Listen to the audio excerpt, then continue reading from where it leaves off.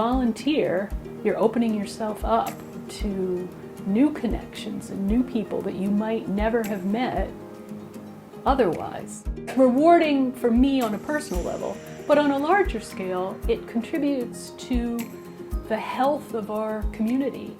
That's become, I think we've all become aware of how important having a community is when parts of it are taken away. If you were only going to volunteer for one organization in town, that the History Center was a good place to do it because it let you get fingers into almost every other organization in town. I first started with the Andover at Work program. Kids come here to learn about the town's history, and we have costumed volunteers who perform a little bit, answer the kids' questions. But that was the way I started. I did just that for many, many years before I joined the board and really started working on some of the research projects, some of the exhibits.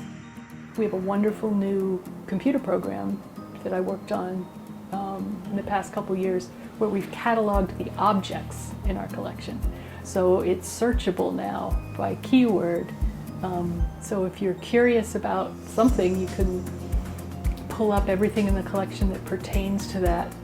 One of my favorite things is everything that's hidden about this building. We have 3 stories of objects. So this is our research library. We're open during regular hours for people that just want to poke around. We have a basement, archives full of paper ephemera and handbills and newspaper articles. Yeah, there's nowhere I'd rather be than down here poking around, solving a mystery. Every object has a story.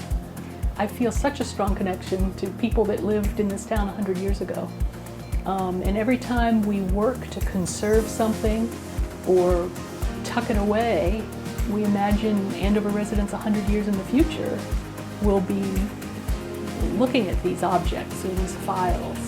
So I think a lot of my other groups that I was involved in, certainly Andover Trails, came from a connection that I made here in this building. And there was somebody at Avis who wanted to know the stories of things that happen outside in our preserved and natural area.